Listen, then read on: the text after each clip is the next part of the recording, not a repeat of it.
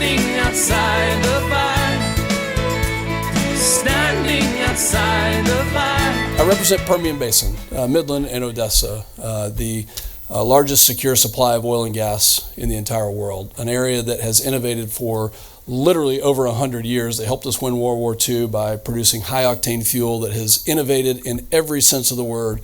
And I think could be agreed upon by many that the shale revolution was really, it was really perfected in the Permian Basin. And what I wanted to talk to you about today is the fact that we had Secretary Wright come talk to us. And I don't want to steal his thunder on the phrases and the words that he uses. So I'll use a phrase that I've been using on the Energy and Commerce Committee, which is best of the above.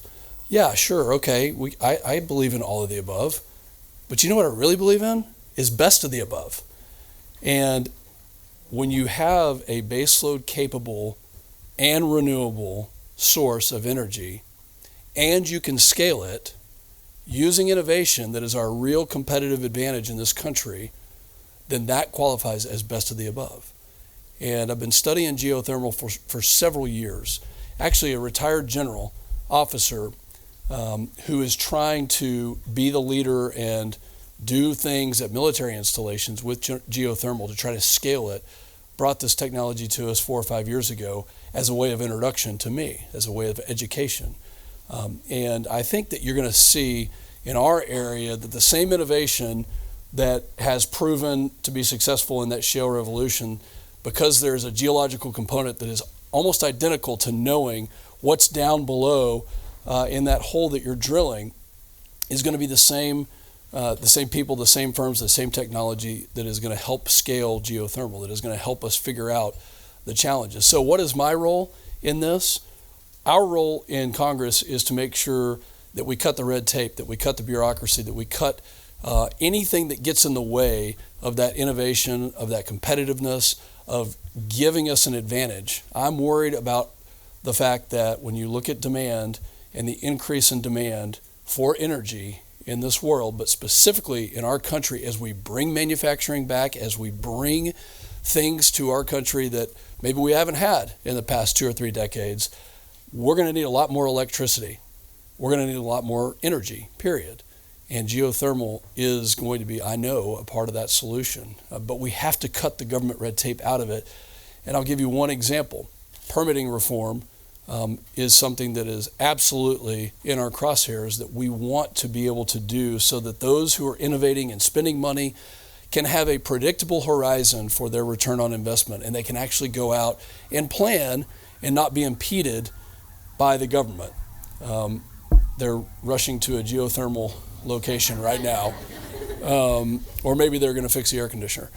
So that's our role in Congress. As chairman of the Republican Study Committee, what we are trying to do is bring expertise to bear, have a moment at lunch where we can have a conversation with our chairman inside our own conference, but also with the expertise in the administration. That's why Chris Wright, Secretary of Energy Chris Wright, was our very first administration official who came to talk to us, to tell us about the additive nature of energy in this country. And that's the only phrase I will steal from you.